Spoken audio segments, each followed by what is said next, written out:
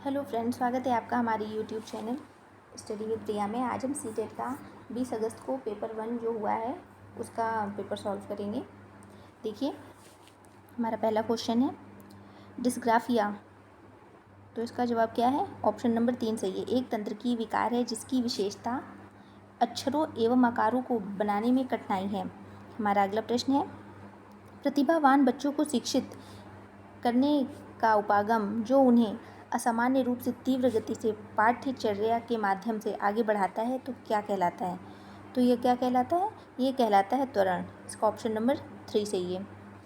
हमारा अगला क्वेश्चन है जो शिक्षक जो समावेशी कक्षाओं की दिशा में काम कर रहे हैं उन्हें क्या करना चाहिए? उन्हें पाठ्यचर्या में अनुकूलन करें, ये भी सही होगा। विविध दृष्टिकोण को शामिल करें, ये भी सही है। अपने स्वयं के अंतर्निहित पूर्वाग्रहों की जांच करें, ये भी सही होगा। और विविधता को एक बाधा के रूप में देखें, बाधा के रूप में नहीं देखना है। तो इसका ऑप्शन नंबर 2 सही होगा, 1, 2, 3। हमारा अगला क्वेश्चन है शैशवावस्था में समाजीकरण, इसमें क्या भरा जाएगा बताना है आपको। संस्थाएं प्रमुख रूप से महत्वपूर्ण है जबकि प्रारंभिक बाल्यावस्था में समाजीकरण की संस्थाएं भी महत्वपूर्ण हो जाती हैं। तो इसका ऑप्शन नंबर होगा शैशवावस्था में ऑप्शन नंबर 2, प्राथमिक और माध्यमिक संस्थाएं भी महत्वपूर्ण हो जाती हैं। हमारा अगला प्रश्न है 5 नंबर का कि लेव वाइगोत्स्की के अनुसार समाजीकरण, इसका ऑप्शन नंबर 5वें का लेव वाइगोत्स्की के अनुसार क्या है कि भाषा विकास संज्ञानात्मक विकास को सुगम बनाता है। हमारा अगला क्वेश्चन है 6 नंबर लॉरेंस कोहलबर्ग के नैतिक तर्क के किस स्तर पर बच्चे आम तौर पर मानते हैं कि लोगों को समाज की अपेक्षा पर खरा उतरना चाहिए और उन्हें अच्छे तरीकों से व्यवहार करना चाहिए? तो यह किस में आता है? ये पारंपरिक में आता है। 6 का तीसरा सही होगा, पारंपरिक स्तर। हमारा अगला प्रश्न है निम्नलिखित कथनों को पढ़िए और सही विकल्प का चयन करना है इसमें। तो क्या है? शिक्षकों और साथियों जैसे अधिक जानकार अन्य लोगों के साथ बातचीत शिक्षार्थियों को उनकी समझ और कौशल विकसित करने में मदद करने के लिए आवश्यक समर्थन और मार्गदर्शन प्रदान करती है। तो इसका कारण क्या है? सामाजिक संपर्क सीखने और विकास का एक प्रमुख घटक है। तो इसका ऑप्शन नंबर 7 का आंसर होगा 2। ए और आर दोनों सही है, आर ए की सही व्याख्या करता है। हमारा अगला प्रश्न है अधिगम के लिए आकलन का मुख्य लक्ष्य क्या है? तो इसका आंसर होगा अधिगम के लिए आकलन का ऑप्शन नंबर 3 सही होगा। विद्यार्थियों को प्रतिपुष्टि प्रदान करना और जिसका उपयोग उनके अधिगम में सुधार के लिए किया जा सके।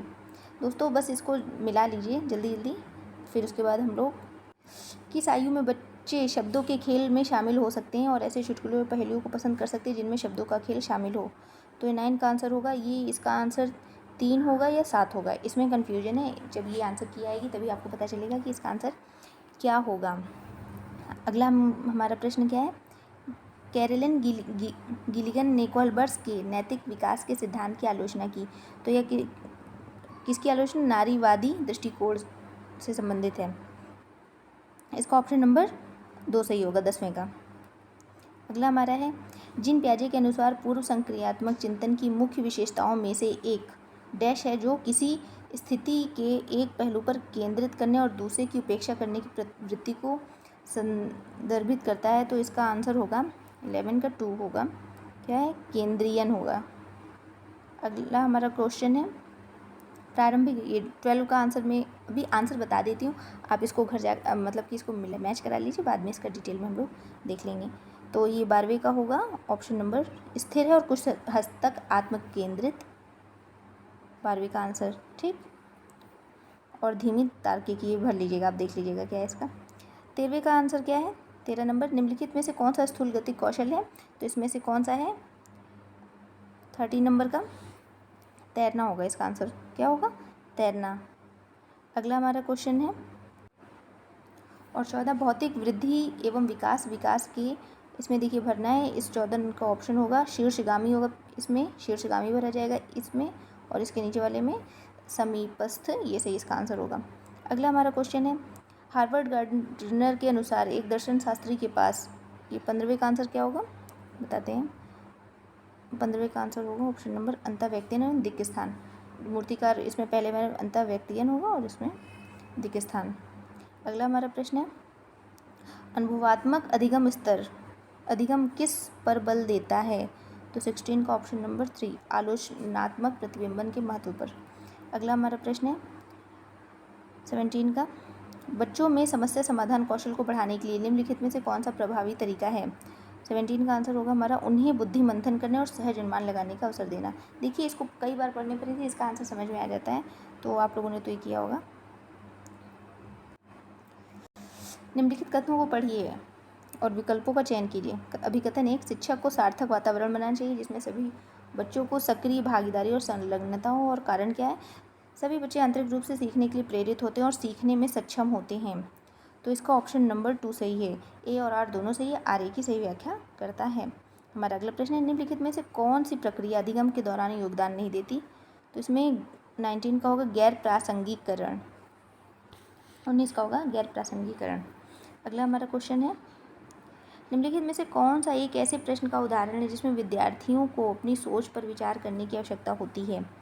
तो इसमें ऑप्शन नंबर कौन सा सही होगा? ये तो नहीं सही होगा, ये भी नहीं सही है, तीसरा भी नहीं सही है, नहीं, इसमें से ऑप्शन नंबर 20 का सही होगा, ऑप्शन नंबर 4। कक्षा की शुरुआत से क्रियाओं के उपयोग के बारे में आपकी समझ कैसे बदलती है? अगला हमारा प्रश्न है 21 का, निम्नलिखित में से कौन सा विफलता के लिए आंतरिक आरोपण का एक उदाहरण है? तो यह है, मैं परीक्षा में फेल हुआ क्योंकि मैंने पर्याप्त पढ़ाई नहीं की। इसका ऑप्शन नंबर 2 सही होगा। अगला हमारा प्रश्न है, निम्नलिखित में से कथनों को पढ़िए और विकल्प का चयन कीजिए। अभिकथन है, बहुत कम उम्र में दुनिया में अधिकांश संस्कृतियों में लड़कियां गुड़िया खेलने के लिए चुनी जाती हैं जबकि लड़कों को कार खेलना पसंद करते हैं। कारण क्या है? इसका कारण क्या है कि बच्चे किसी विशेष संस्कृति की अपेक्षाओं के आधार पर एक लड़के और लड़की के लिए क्या उपयुक्त माना जाता है इस बारे में जानकारी व्यवस्थित करते हैं और उसके अनुसार व्यवहार करते हैं। तो इसका ऑप्शन दोनों सही है, ए और आर दोनों सही है, आर ए की सही व्याख्या करता है। हमारा अगला प्रश्न है 23, लेव वाइगोत्स्की के अनुसार इसमें से कौन सा होगा आंसर? 23 का होगा दूसरा ऑप्शन, सहकर्मी सहयोग। बहुत ईजी पेपर आया था, अब जिन बच्चों ने पढ़ा होगा उनका तो पेपर बहुत अच्छा हो गया होगा। लेव वाइगोत्स्की के अनुसार आंतरिक वाक्य क्या है? 24 का ऑप्शन नंबर 4 सही होगा, बच्चों के लिए अपनी सोच को नियंत्रित करने का एक तरीका है। ऑप्शन नंबर 25, 4 वर्ष की अपर्णा कहती है कि एक बटन जिंदा है क्योंकि वह उसकी शर्ट के साथ बांधने में मदद करता है। जीन पियाजे के अनुसार उसकी सोच की विशेषता है। तो इसका आंसर जीववादी चिंतन है ये। अगला हमारा प्रश्न है, निम्नलिखित में से स्वलीनता वाले विद्यार्थियों की विशिष्ट विशेषता कौन सी है? तो इसमें 26 का आंसर होगा ऑप्शन नंबर 3, बार बार दोहराव और आवर्ती व्यवहार की। अगला हमारा प्रश्न है 27 नंबर, निम्नलिखित कथन को पढ़िए और सही विकल्प का चयन कीजिए। अभिकथन है और कारण है इसका, शिक्षार्थियों के बीच समालोचनात्मक चिंतन को सुगम बनाने के लिए शिक्षकों को उन्हें विविध परिस्थितियों और विभिन्न दृष्टिकोणों से अवगत कराना चाहिए। इसका कारण क्या है? जब विद्यार्थी विविध मतभेदों के बीच बातचीत में संलग्न होते हैं तो वे समालोचनात्मक और रचनात्मक रूप से सोचने की अपनी क्षमताओं को सीखते हैं, समृद्ध करते हैं। तो इसका ऑप्शन नंबर सही होगा 27 का होगा, ऑप्शन नंबर 2 सही, ए और आर दोनों सही है और आर ए की सही व्याख्या करता है। हमारा अगला प्रश्न है 28 नंबर, निम्नलिखित में से अधिगम का प्राथमिक लक्ष्य कौन सा होना चाहिए? तो इसमें से प्राथमिक लक्ष्य क्या होना चाहिए? प्राथमिक लक्ष्य होना चाहिए समालोचनात्मक चिंतन का विकास। 28 का 4 नंबर ऑप्शन सही होगा। और अगला हमारा है 29, सबसे प्रभावी ढंग से तब सीखते जब कोई अवधारणा सामान्य से विशेष की ओर बढ़े। ऑप्शन नंबर ए सही है। अगला हमारा प्रश्न है 30 नंबर, विद्यार्थियों की सीखने की शैलियों में विविधता को महत्व दिया जाना चाहिए। ऑप्शन नंबर ए सही हो और मानव विविधता के प्रतिबिंब के रूप में देखना चाहिए। दोस्तों ये हमारा आपका बाल मनोविज्ञान के हैं ये 30 क्वेश्चन। आप मैच करा लीजिए आपके कितने क्वेश्चन सही हुए और कमेंट बॉक्स में ज़रूर बताइएगा कि आपके कितने प्रश्न सही हुए। तब तक के लिए धन्यवाद।